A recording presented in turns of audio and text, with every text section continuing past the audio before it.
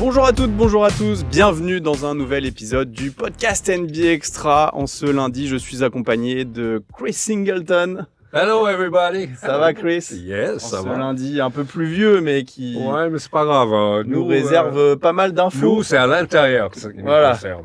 Pluvieux et même un peu sulfureux qui sent le soufre après cette nouvelle nuit et le match des Spurs face aux Wolves.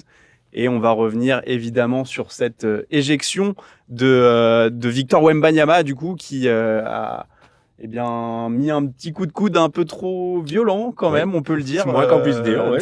Dans le coup de Naz Reid. Et le Français est donc sorti prématurément de la rencontre dans le deuxième quart-temps. Ouais. On va y revenir, on va se demander justement si aussi le Français est assez bien arbitré et si on peut aussi lui trouver des choses pour l'excuser. On reviendra évidemment sur les autres séries et puis on fera un petit tour aussi sur la draft. Je pense qu'on a pas mal de choses à dire après cette lottery qui a été tirée hier et le premier choix pour les Wizards. Revenons sur notre Wemby, Chris. La première question que j'ai envie de te demander, est-ce que déjà ce geste, il est selon toi intentionnel de Victor? Non, c'est un réflexe. Nous, les entraîneurs, on apprend aux joueurs intérieurs ou d'autres qui prend un rebond, qui chin. Ça veut dire qu'il ramène en dessous leur manteau, et retourne avec, évidemment, les coulées un petit peu écartées pour dégager le monde autour de toi. Le problème, c'est que il fait le chin, mais avec une main. Donc, il se retourne et il fait le geste, qui se pardonne pas. C'est un acte un peu violent, on va dire, parce que ça touche la tête, parce que Naz Reid est grand, donc sa tête. Victor est encore plus grand. Donc son chin, il est un peu aligné, voilà. Donc après, ça aurait pu être la tête, du coup, s'ils avaient ça aurait pu être la tête. C'est vrai que dans tous les cas, voilà, le geste et surtout le contact est assez violent. Il n'y a pas de souci là-dessus. Il est très violent. C'est, effectivement, une faute anti-jeu. Voilà, on va dire ça comme ça. Ça n'a rien à voir avec le basket. C'est la protection de soi. C'est la frustration, évidemment, parce que, effectivement, quand tu regardes bien les images, McDaniels, il fait une faute sur Wemby avant qu'il se retourne. Donc, il y a agression, il y a couvrage du ballon par les Wolves. Ça s'enchaîne. Ouais. C'est intéressant que tu le dises, hein. Les Spurs l'ont dit après le match que c'est Stephen Castle qui le dit, je crois que le bras de Wemby donc est d'abord tiré par McDaniels. Et plus globalement, je voulais peut-être t'entendre là-dessus parce que si Victor fait ce geste, c'est aussi parce que il est souvent attaqué. C'est même les Wolves qui le disent eux-mêmes. Hein. Chris Finch a dit il faut qu'on lui rentre dedans tout au long du match. Est-ce que selon toi, Victor est assez protégé par les arbitres depuis le début de cette série, depuis le début des playoffs et même depuis qu'il est en NBA? Écoute, malheureusement pour lui, il fait 2,25 m. Il a du talent. Donc, comment veux-tu attaquer ce joueur-là si ce n'est pas par le physique, c'est par limiter ses déplacements. Chaque fois qu'il bouge, on rentre dedans, on essaye de prendre l'avantage défensivement, mais parce qu'il peut pas en l'air. Il peut rien faire une fois que Wemby décolle. Donc il faut s'occuper de lui. Un peu avant. Si je peux le dire, avant, pendant qu'il a les pieds par terre, limiter ses mouvements. Et ça, c'est une tactique défensive qui est utilisée sur tous les grands joueurs. Et puis ça, c'est une signe de respect. Ils sont obligés de s'occuper de lui physiquement, parce que techniquement, ils peuvent pas le faire. Donc, selon toi, il n'y a pas des fautes qui ne sont pas sifflées des fois Non, mais je vois rien d'extraordinaire, je vois rien de illégal de ce que font les gens, ce qu'ils n'ont pas fait avec tous les grands joueurs de notre sport. parce que pour rappeler, hein, donc c'est Mitch Johnson surtout qui est un petit peu monté au credo en conférence de presse après le match. Je vais quand même lire ce qu'il a dit. On en arrive à un stade où si les responsables du contrôle du jeu et du niveau physique ne font pas leur travail, il va finir par devoir se protéger lui-même. Ça fait un moment qu'on lui demande de le faire. Le défi physique que les autres essaient de lui imposer et le manque de protection sont vraiment décevants. Cela commence à devenir franchement écœurant. Il va loin quand même. Oui, il va loin, Mitch parce que Johnson. écœurant, non, c'est pas du tout le mot qu'il faut utiliser là-dedans. Oui, Wemby doit apprendre à se protéger. C'est ça. Effectivement, et on le voit dans ses échauffements, qu'il a tous les assistants qui lui rentrent dedans, qui lui poussent, qui lui préparent pour ce qui va arriver. Donc, il peut s'attendre à ça. Donc voilà, bon, maintenant, il faut qu'il se protège. Le prix à payer, c'est son éjection. Oui, mais bon, à un moment donné, il faut dire stop, voilà, je me protège, expliquer ça après, mais prêt à prendre assumer les conséquences. Et pour rebondir sur ce que tu dis, ça s'est vu aussi sur son physique, je pense, depuis 3 ans. Il s'est quand même bien épaissi pour justement prendre ses contacts. Et puis, voilà, c'est quand même c'est un apprentissage. On en revient aussi à ça pour Victor, c'est ses premiers playoffs. Et là, il ne refera pas cette erreur-là, c'est sûr. Non, il ne le refera pas parce que ça coûte trop cher à son équipe, son franchise. Donc, et oui, parce qu'on ne l'a pas dit, mais donc c'est une défaite à la fin. Voilà, c'est une défaite à la fin, largement parce que c'est plus facile de jouer contre les Spurs quand il n'y a pas Wemby qui rôde dans le coin. Donc on a vu la différence de l'intensité, de l'agressivité vers le cercle. Oui, effectivement, pour lui, c'est un apprentissage. Il le sait, tout le monde le sait. Le seul facteur X avec Wemby, c'est physiquement. Est-ce qu'il va pouvoir tenir, déjà la saison régulière, je trouve il fait très très bien, mais le playoff basketball, c'est pas du tout la même chose. Surtout avec les Wolves. Surtout avec les Wolves. Qui jouent là-dessus, évidemment, depuis le début des playoffs et ils le font très bien. La question aussi maintenant, c'est de savoir, tu l'as dit, que voilà, hein, les Spurs sans Wemby, c'est forcément moins fort, même si Anthony Edwards, lui, nous dit que c'est plus dur, limite, de jouer sans lui parce que les Spurs jouent plus vite et que ça peut aller un petit peu... Le danger vient de tous les côtés. Tu pourras revenir là-dessus. Mais la question que j'ai envie pour finir sur le cas Victor Wembanyama, c'est la question, c'est de savoir est-ce qu'il va être suspendu maintenant. Alors on tourne là en fin de matinée, donc on n'a pas encore la réponse. Les États-Unis se sont pas levés, mais est-ce que selon toi, il peut peut-être rater le match 5 ? Non, et je trouve que ça sera absolument scandaleux s'il le suspend, parce que il a déjà payé le prix. Il s'est fait éjecter, voilà. Ça ne devrait pas aller plus loin que ça. Il n'y a pas d'agression verbale, il n'y a pas d'agressivité vers les arbitres. À la limite, on en a vu, il savait pas trop ce qui lui arrivait. Donc, non, je trouve ça, ça c'est fait. Il s'est fait éjecter. Aller plus loin que ça sera pas crédible vis-à-vis de cette série qui est magnifique. On voit vraiment à 2-2, ça peut aller jusqu'à 7. Il y aura un match 5 qui va être incroyablement important.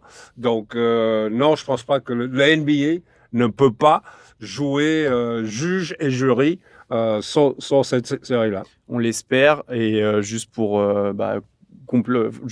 rapporter quelques infos en plus. Son casier judiciaire, entre guillemets, est quand même vierge. C'est la première fois qu'il est expulsé. Il n'a jamais eu de flagrante. Donc ça joue aussi dans le choix de la NBA. Et pour contrebalancer, c'est déjà arrivé, et notamment en play-off, que des joueurs aient été suspendus un match après avoir mis un coup de coude. Donc, on attend la réponse, mais ça devrait sûrement passer. Il n'a jamais de faute technique. Peut-être une amende. Oui, ça, sûrement. Voilà. Il est déjà sûr d'en avoir une, mais il va peut-être, augmenter un petit peu. Je répète, je le redis, il ne faut pas insister là-dessus. Il faut, la sanction a été faite sur le coup là. Il faut laisser la série se dérouler normalement, sportivement.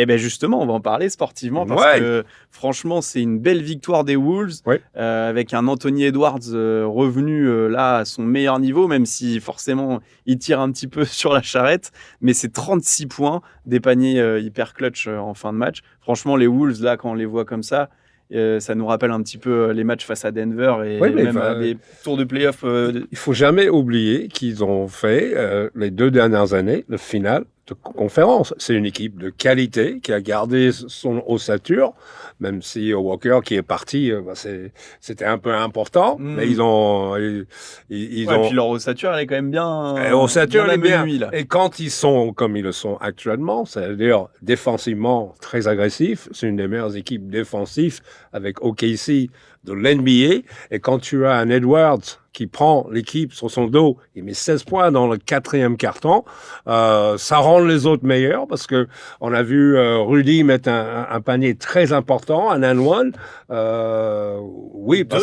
Deux paniers importants. Nasri, il met un panier important. Donc Randle qui est là aussi.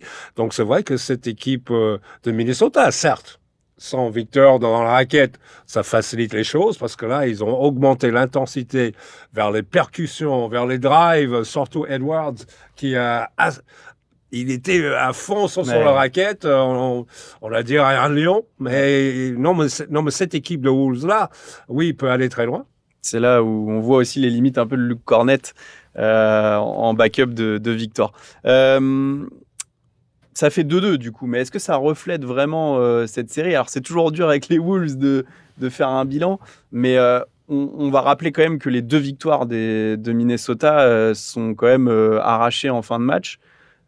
Comment tu vois la suite de la série Je pense que les Spurs sont toujours légèrement favoris, tout simplement, parce que cette défaite-là, on va le dire, et c'était parce que grâce à le fait que Wemby a eu cet geste malheureux, mais ça veut pas dire qu'ils ont gagné quand même. Non. Donc les Spurs chez eux, je pense qu'ils vont vraiment, et là on va le voir, une équipe qui est battle tested, ça veut dire les Wolves, qui ils connaissent la route, ils savent ce que c'est, le prix il faut payer, l'effort qu'il faut donner.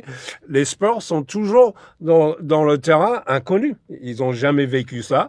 Ils sont en train de vivre ça live. Donc, mais j'imagine la salle à San Antonio pour un match 5, qui est toujours le match pivot quand il y a 2-2. Celui qui gagne là, c'est sûr, redeviendra, si c'est les Wolves, ils savent qu'ils vont aller à la maison. Et si c'est les Spurs, ils ont un joker. On va dire que oui, les Wolves il vaut mieux aller gagner celui-là parce que au match 7, ça risque de tirer beaucoup parce que je pense quand même que le physique là de Minnesota, à un moment donné, ça va commencer à tirer. On voit que Anthony Edwards va dans les couloirs faire du vélo dès qu'il sort du terrain. Ouais, mais mauvaise nouvelle pour les Spurs, c'est qu'à chaque match, il reprend sa forme, il est pas loin de 100% là, même si il a joué 40 minutes, je crois. Mais il faut qu'il joue 40 minutes. Il faut pas qu'il s'arrête. Faut pas qu'il s'arrête. Il sait parfaitement bien. C'est son moment. Il était finaliste de jouer en clutch de l'NBA avec Jamal Murray. Et là, on a vu pourquoi. Parce que là, quand c'est le moment, le step-up, il est grand quand même. Bon, on va suivre ça. En tout cas, on a envie que ça aille dans un match 7 et on peut encore souligner. C'est une des séries le plus regardées, le plus contestées, parce qu'il y a Wemby, évidemment, parce qu'on voit les 2 équipes, c'est des poids lourds, quoi. C'est ça. C'est dur physiquement. C'est ça. Et puis parce qu'il y a des sweeps un peu dans les autres séries aussi, il faut dire, qu'il y a un petit peu moins de... Ouch. Beaucoup de balais. Il y a des balais. Il y a des grands balais et des petits balais. Wow, mais bon. La vache, on a vu le Shaq passer un coup de balai là sur le plateau de la télé américaine suite du coup à la victoire des Knicks 4-0 face aux Sixers. Une nouvelle claque infligée par les Knicks avec un premier quart-temps comme toute équipe rêve de jouer. 11 sur 12 à 3 points, un nouveau record en play-off. Et même 25 au total, record égalé en play-off, c'était les Cavs en 2016 et les Bucks en 2023 qui l'avaient fait. Déjà Deuce McBride qui met 4 le premier carton. Incroyable. Incroyable, oui. Avec un 3+1, vraiment une réussite insolente, un Landry Shamet revenu à une adresse incroyable. j'ai même envie d'aller plus loin, même maintenant, et de te poser la question, est-ce que ce serait pas finalement l'année des Knicks, là, quand ils nous impressionnent comme ça? Je crois qu'à partir de cette série avec les Hawks, tout d'un coup, il y a eu un déclic. Le ballon, il bouge. J'ai jamais vu les Knicks jouer aussi bien offensivement que depuis 5-6 matchs. Voilà, le ballon, il tourne. C'était le match 6 où ils les explosent aussi. Ils impliquent tout le monde. Tout le monde touche le ballon. Il y a beaucoup moins de dribbles. Brunson monopolise beaucoup moins le ballon. Et puis, des fois, ils ont la bonne idée de passer par Cat Towns, voilà, qui touche beaucoup plus de ballons. À un moment donné, il était un peu frustré parce que le ballon ne revenait plus à lui. Il n'était plus une option, vraiment un ou deux. Donc, oui, les Knicks, ils ont un niveau aujourd'hui que forcément, on dirait que c'est le favori dans l'Est. Parce qu'aujourd'hui... Dans l'Est. Oui, dans l'Est, pour l'instant. Parce que moi, je veux t'en entendre. Oui, mais on arrivera à tout ça. Il reste un petit peu de temps. Voilà. Donc, oui, aujourd'hui, je trouve qu'ils jouent mieux que les Pistons. Les Pistons, qu'ils ont échappé vraiment aux catastrophes contre les Magic. Ils ont repris un petit peu.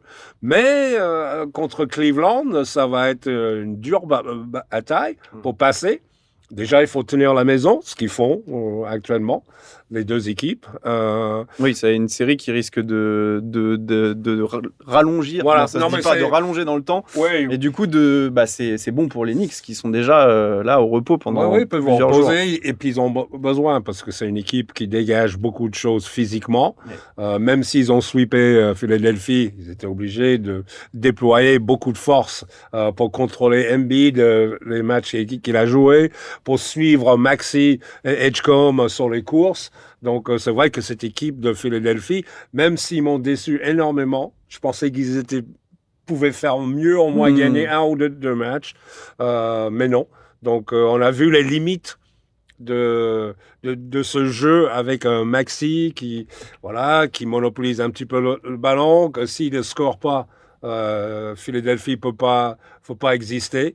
Mais moi, plus que ça, moi j'étais impressionné par le niveau du jeu des Knicks. Eh oui, et c'est du coup la deuxième finale de conférence de suite qu'ils vont jouer. C'était pas arrivé depuis 99-2000, 99 dernier titre des Knicks. Et puis je voulais quand même t'entendre parler de ça. J'ai l'impression qu'ils ont un atout en plus. Alors c'est pas la première fois, mais le public. Là, c'est devenu un peu même humiliant là, pour Philadelphie. On voyait même les photos du poster de Robinson qui était sorti dès que Embiid tirait des lancers francs. Enfin, et ça risque d'être le même cas que ce soit Cleveland ou Détroit en finale de conférence. Oui, mais on n'appelle pas ça le mec pour rien. À New York, tu imagines un finale de conférence avec la possibilité de le gagner. C'est ça qui excite les fans aujourd'hui, parce qu'ils pensent que c'est l'année des Knicks, c'est l'équipe le mieux construite pour gagner un titre, donc ils vont essayer d'aller, que ce soit Detroit ou Cleveland, ils seront favoris. Parce que je pense qu'ils montrent qu'avec la qualité de basket qu'ils ont, leur régularité, et là on ajoute de l'adresse, parce que jusqu'à là c'était plus percussion, c'était plus Brunson qui fixe, qui donne. Mais là vraiment on a une équipe complète. Est-ce qu'on disait pas ça déjà un peu l'année dernière? Non, Indiana, pas autant, finalement, pas autant que ça. Non, moi, j'ai pas de souvenir de penser que les Knicks étaient plus forts l'année dernière. Aujourd'hui, je suis impressionné par leur niveau de jeu parce que on appelle ça peak performance. Je sais pas comment on traduit ça en français. Quand ils sont plus haut, le plus voilà, haut qu'ils n'ont jamais été au niveau de qualité de basket. Et même si Mike Brown, j'ai beaucoup de réticence. Tu vas pas commencer à changer un peu d'avis là, Chris? C'est pas lui qui joue. c'est sûr. Et puis il a l'air d'être bien entouré en plus aussi, il faut le dire, c'est tout un staff. Donc, non, mais c'est vrai qu'il faut donner des fleurs aux gens qui méritent. Pour l'instant, les Knicks, ils méritent aller en finale de conférence et leur jeu est pour l'instant impressionnant. Bon, on va suivre ça. Ils ont un peu à attendre. On va peut-être faire un petit bilan des Sixers. Tu as commencé à en parler. Ouais. La question que j'ai envie de te poser, c'est du coup encore un deuxième tour ça s'arrête au deuxième tour, mais on les attendait peut-être pas aussi loin cette année avec il y avait beaucoup de nuages autour de cette saison des Sixers. Est-ce que pour toi, c'est une saison réussie tout de même, ou ce sweep, il fait un petit peu... Ouais, c'est difficile à dire parce qu'il y a eu beaucoup de blessures. Il y a eu Maxey en début de saison, il y a eu la suspension de Paul George de 25 matchs. Évidemment, on est toujours frustré avec cette équipe parce que Embiid, on les voit rarement au complet. Ils étaient à la fin de saison. On se dit que oui, c'est une équipe qui ressemble à quelque chose, qui peut tester les Knicks. C'est pour ça que je suis très déçu parce que ils l'ont pas testé. C'était plié d'avance. On a vu qu'il y avait un monde de différence entre les deux équipes. Donc maintenant, à voir. Est-ce que c'est une réussite de se faire sweeper au deuxième tour? Non.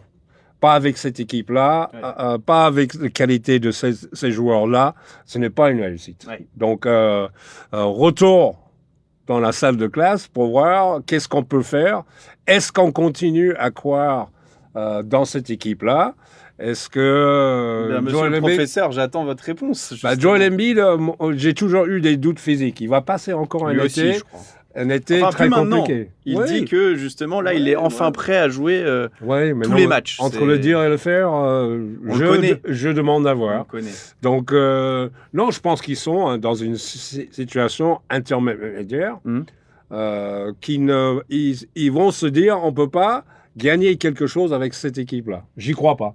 Enfin, moi, j'y crois pas. Il faut faire des moves. Mais c'est compliqué parce que les contrats sont là et ça va être dur de bouger.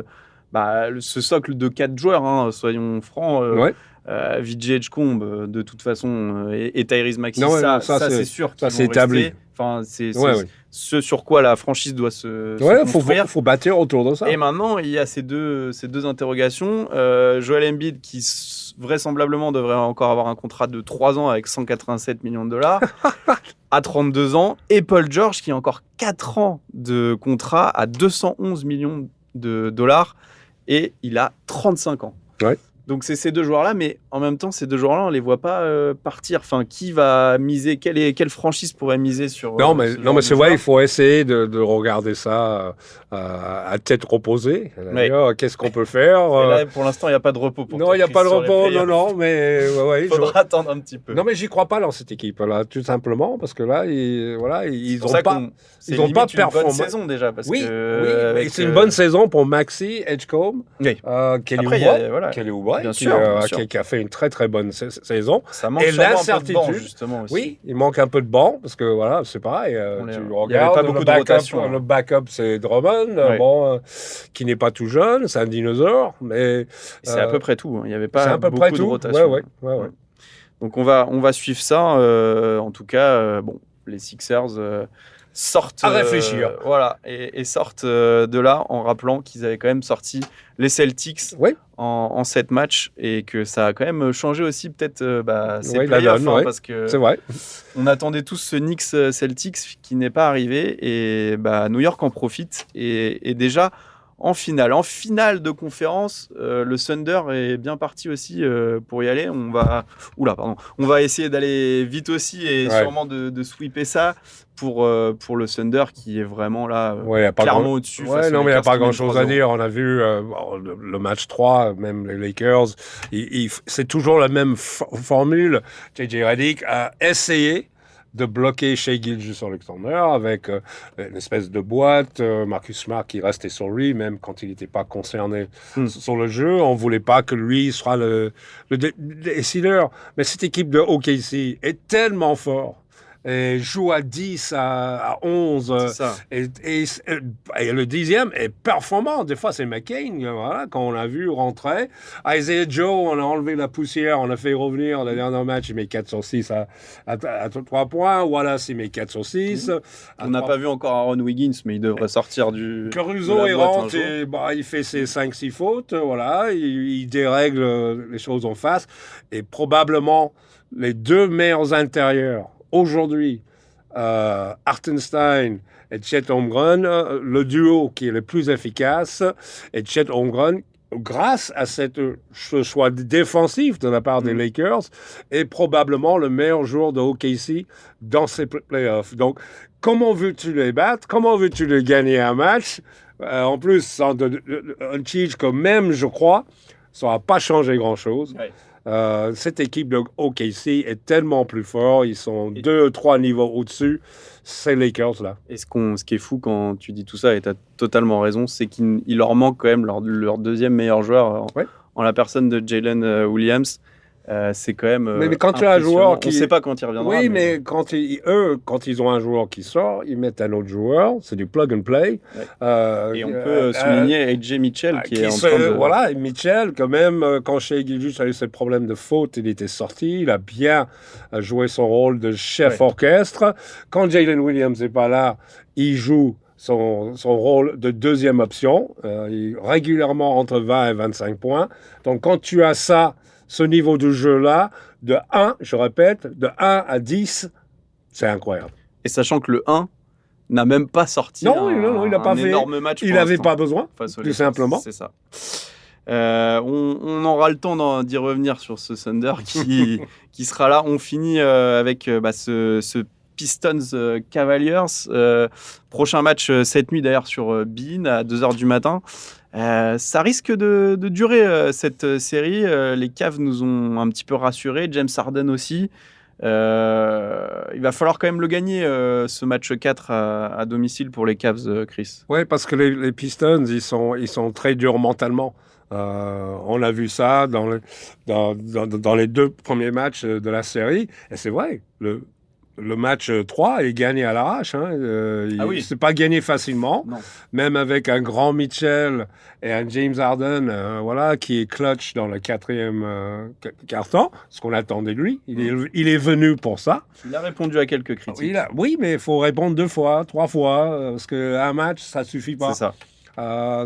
Et c'est pareil pour ces Cavs. On a l'impression que la pression est sur les Cavs, mais terriblement. C'est ça, oui. Parce qu'il y avait tellement d'attentes dans cette équipe-là, et encore plus quand James Harden est arrivé. C'est l'équipe, quand tu le regardes sur papier, il n'y a pas de raison qu'ils ne vont pas en finale, absolument pas. Mais les Pistons, avec un Cade Cunningham qui... Il a perdu un petit peu d'adresse. Qui perd un peu l'adresse, il perd trop le ballon. Mais c'est parce qu'il a beaucoup le ballon en main. Mais cette équipe de Pistons est dure comme du fer, mentalement et techniquement. Donc, effectivement, le match de cette nuit, ça va dire beaucoup de choses. Pour l'instant, les Cavs, ils savent protéger la maison. Les Pistons aussi. Donc, toi, tu vois plus quand même Détroit. Il reste du temps dans cette série. Oui, le long terme, même si ça va à 7, je vois les Pistons. Avec l'avantage du terrain. Exactement. On finit rapidement avec la loterie du coup qui a révélé l'ordre de la draft et les Washington Wizards qui reviennent c'est leur année, sur le devant de la scène. Oui. Alors à voir qui ils choisiront. On rappelle A.J. Dibunsa, Darren Peterson, Cameron Boozer sont les 3 grands joueurs attendus de cette draft. Il y en a d'autres, c'est une belle draft. Oui. Surtout en arrière. Il y a beaucoup d'arrière. Oui, beaucoup c'est la moitié au moins un ou deux de combo garde dans les 10 premiers attendus. C'est une bonne nouvelle pour Washington. La dernière fois, c'était John Wall, je crois, pour le premier choix. Qu'est-ce qu'on peut attendre des Wizards qui, en plus... on le rappelle, on recrutait cet hiver Trae Young et Anthony Davis. Ouais. Écoute, ce qu'on peut attendre, c'est une grande réflexion. Encore une fois. Ah oui. Une grande réflexion. Et puis à tête reposée. Parce que la venue de Trae Young, ça c'est une chose. Davis, c'est une autre. D'accord. Il faut voir comment ils sont physiquement les deux. Et qu'est-ce qu'on a besoin tout de suite, parce que le Wizards, il faut qu'il performe là. Avec Trae Young et Davis, c'est plus play-in, c'est jouer les playoffs à fond. Donc, qui peut leur aider tout de suite? Écoute, si moi je suis les Wizards, je suis au téléphone avec les Utah Jazz en proposant quelque chose parce que Dibensa, il ne va pas changer le paysage de suite. C'est souvent comme ça avec les ailiers. Hein. Ils arrivent, peut-être il va scorer un peu, mais il ne changera pas le visage. Il ne va pas bumper les Wizards dans le top 6. Okay. Qui pourrait le faire? Toi, c'est Peterson, du coup? Il y a, parce que Dibensa, il est de Brigham Young, il est de Utah, donc Utah, qui va peut-être essayer de le garder dans l'état. Pourquoi pas un Markkanen, un changement comme ça? Ah oui, carrément. Parce que du coup, Utah a le deuxième choix. Hein, non, donc, oui, je sais. Non, mais c'est pour ça que j'ai dit qu'il faut peut-être demander est-ce que ça l'intéresse de prendre le premier pick? Nous, on veut un joueur qui va changer le paysage, mais de suite. Et ça, c'est un Markkanen ou voilà. Ok. Voilà. Oh, j'aime bien la take de Chris. Elle est pas mal. On va suivre ça. Les Grizzlies aussi, choix 3. Les Bulls, choix 4. Et puis alors, le choix 5. Ouais. Non, oui. Vas-y, finis si tu voulais dire quelque chose. Non, mais elle a dit, les Grizzlies, voilà, ils ont le temps. Voilà, ils peuvent prendre un joueur en disant que dans 2-3 ans, on va le développer. Boozer, le problème pour moi avec Boozer, c'est qu'il c'est pas un 3, c'est pas un 4. C'est ça. Il joue au bully ball, mais bon, comment tu veux le placer dans ton jeu? Avec donc, Jared Jackson Jr., qui est parti aussi du côté de... oui, le choix 5, qui revient donc d'une façon assez folle du côté des Clippers, ou plutôt qui s'échappe au nez des Pacers, qui du coup avait été choisi 5, mais qui avec le transfert d'Ivica Zubac cet hiver contre Mathurin et un tour de draft qui n'était pas protégé après le choix 4, c'est tombé sur le 5 et donc les Pacers qui ont un petit peu tanké toute la saison se voient sans choix de draft. C'est quand même assez fou. Ouais, mais c'est pas tout perdu parce que tu as Zubac quand même.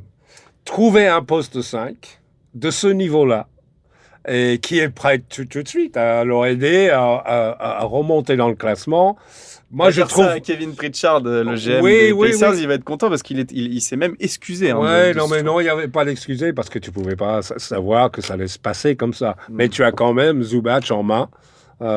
Pour moi, qui est un des 4-5 meilleurs pivots de l'NBA aujourd'hui en efficacité, en défense, en attaque. Donc, tu as ça, il est jeune, il n'est pas trop âgé. Il est pas encore sur la physiquement, il va bien. Donc, oui, c'est vrai que tout le monde rêvait peut-être d'Adi Bensa, mais ils ont une équipe en fonction de Haliburton qui peut redevenir. Faut pas oublier que Indiana ne devrait pas jouer les dernières places. Voilà. Quand même. Donc ça a quand même de la gueule avec Haliburton, Siakam et Zubac. Donc on va suivre ça. Ce sera la saison prochaine. On a le temps. Oui, on a le temps. Peut-être reposer encore une fois. Voilà. de suivre ça. Eh bien, on va vous laisser vous reposer d'ailleurs. Ah oui, non, mais je vais faire un mi extra. Voilà. Chris s'arrête jamais. On enchaîne. Tu dors même pas. Tu dors combien de temps par soir Non, mais pendant les playoffs, non, c'est des mini naps. Après, il hiberne par contre pendant un mois. Chris. Ah ben ça, oui, il faut pas m'inviter après. Bon voilà, merci de nous suivre. Merci Chris. Thank you. Puis à très bientôt pour un nouvel épisode.